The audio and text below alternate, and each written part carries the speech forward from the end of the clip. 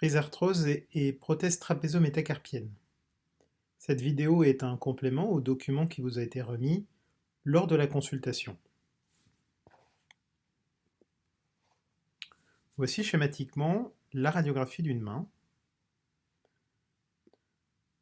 Nous avons sélectionné les éléments qui nous intéressent, à savoir la colonne du pouce. La colonne du pouce est constituée de 3 os, le scaphoïde, le trapèze et le métacarpien. Ces 3 os constituent donc la colonne du pouce. Nous allons donc zoomer sur cette base de la colonne du pouce, ayant donc éliminé le reste du squelette de la main. L'arthrose trapézo-métacarpienne, autrement appelée rhizarthrose, siège ici, entre le trapèze et le métacarpien. L'arthrose constitue l'usure du cartilage, et ce cartilage, c'est l'espace invisible que l'on voit à la radio entre les deux os. Dans la rhizarthrose, en plus d'avoir une usure du cartilage, nous allons avoir un mouvement qui va entraîner une subluxation de cette articulation, ce qui va accentuer les douleurs et majorer l'usure de l'articulation. Quels sont les traitements possibles de cette rhizarthrose? Tout d'abord, l'abstention thérapeutique, c'est-à-dire lorsque les patients ne sont peu ou pas gênés, il n'y a pas de traitement particulier à envisager.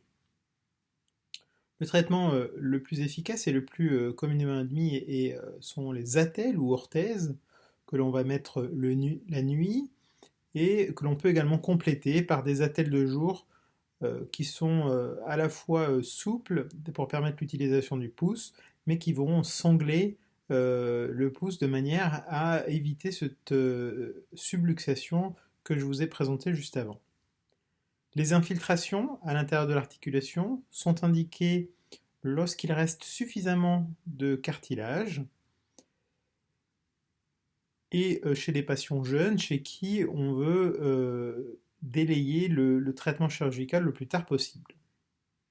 Et nous avons ensuite le traitement chirurgical avec des options thérapeutiques qui vont varier à la fois en fonction de l'âge, du stade de l'arthrose et de la discussion qu'on peut avoir avec le chirurgien dans le cadre d'une balance bénéfice-risque.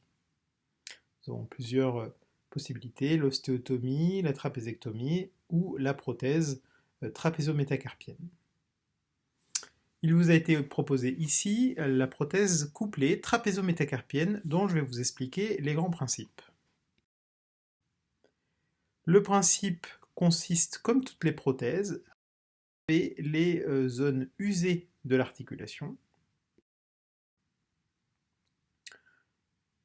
Nous allons ensuite mettre un implant en titane à l'intérieur du métacarpien et un autre implant en titane à l'intérieur du trapèze. Ces deux implants vont ensuite s'intégrer à l'os, mais eux seuls ne peuvent permettre le mouvement de l'articulation. Nous allons donc coupler ces deux implants à l'aide d'une rotule qui est une bille en inox tournant dans un implant, un insert en polyéthylène qui est une sorte de plastique résistant. Et voici la radiographie finale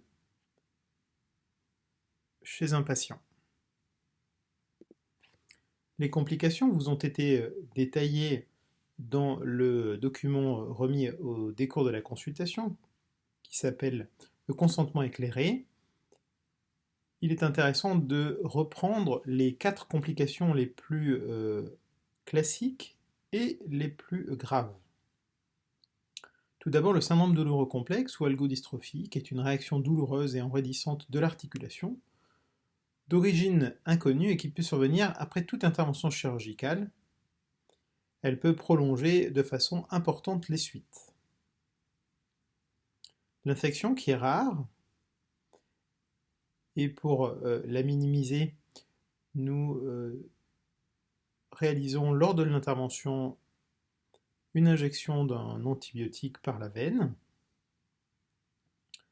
Les luxations, donc l'implant peut se luxer soit rapidement, soit à distance, et les précautions vous seront expliquées au fur et à mesure de votre rééducation pour limiter le risque de luxation.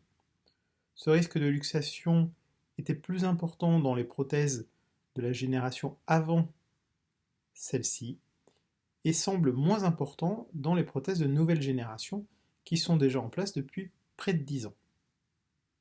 Enfin, l'usure, qui elle est systématique, nécessitera une surveillance régulière et il vous a été expliqué lors des consultations qu'un suivi était nécessaire tous les 12 à 18 mois afin de s'assurer de l'usure normale des implants.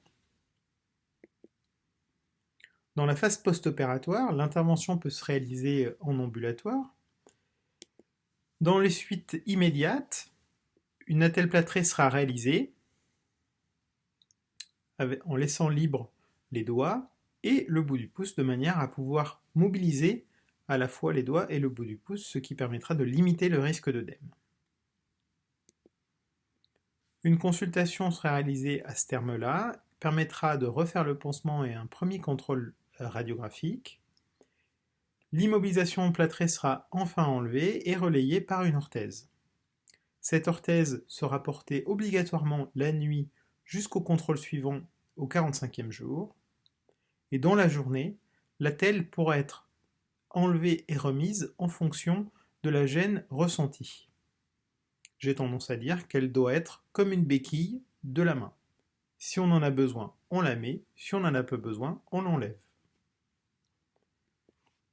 Lors de la consultation au 45e jour, l'attelle pourra être enfin enlevée de manière complète, mais une période de sevrage est souvent observée, c'est-à-dire que on met quelque temps avant de se séparer complètement de son attelle.